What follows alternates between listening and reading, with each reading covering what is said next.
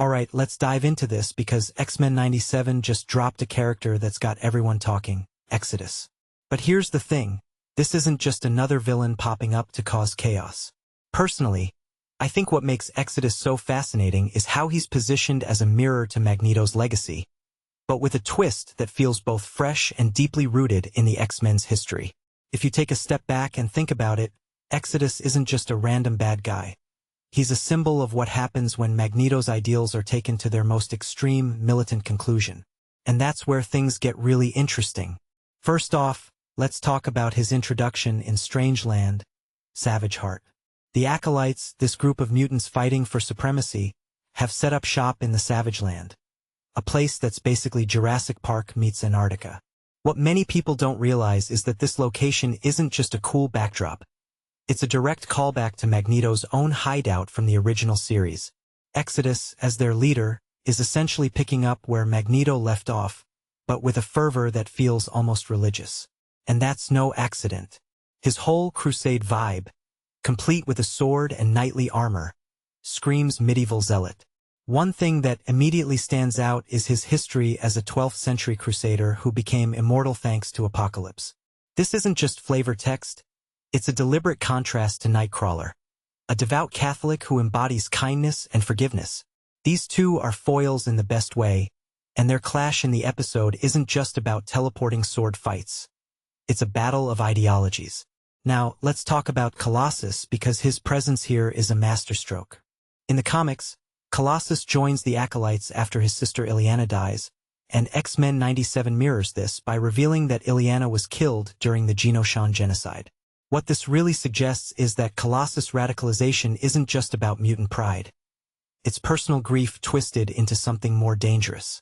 But here's where it gets nuanced. Colossus isn't as extreme as Exodus.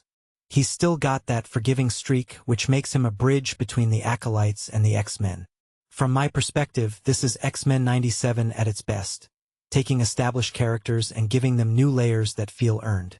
Exodus himself is a character I'm really intrigued by.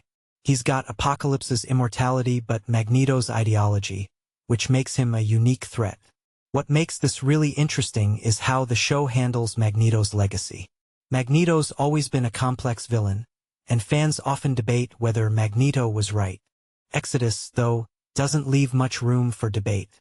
He's Magneto's ideas turned up to 11, without the moral ambiguity. This raises a deeper question. Can Magneto's dream of mutant separation ever truly work, or does it inevitably lead to extremism?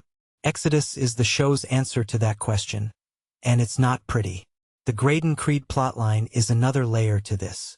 Creed, the anti-mutant presidential candidate, is Nightcrawler's half-brother, which adds this whole family drama dynamic. Nightcrawler's attempt to save Creed's soul feels like classic Kurt Wagner.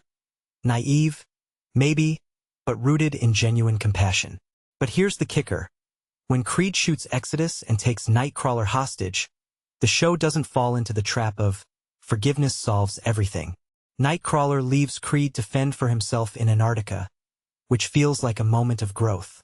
Some villains don't want to be saved, and sometimes grace has limits.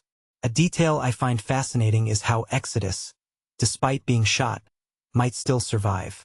If he does, he could become the foil Xavier's dream needs, a constant reminder that not everyone wants peace. In my opinion, X-Men 97 is doing something really smart here. It's not just rehashing old storylines. It's recontextualizing them for a modern audience. Exodus isn't just a villain of the week. He's a reflection of the X-Men struggles, both internal and external, and that's what makes this show so compelling. It's not afraid to ask hard questions or challenge its characters and its audience. So, as we wait for the next episode, I'm left wondering, what does Exodus' survival mean for the future of the X-Men? And more importantly, what does it mean for Magneto's legacy? Let me know your thoughts in the comments. I'm dying to hear what you guys think about this.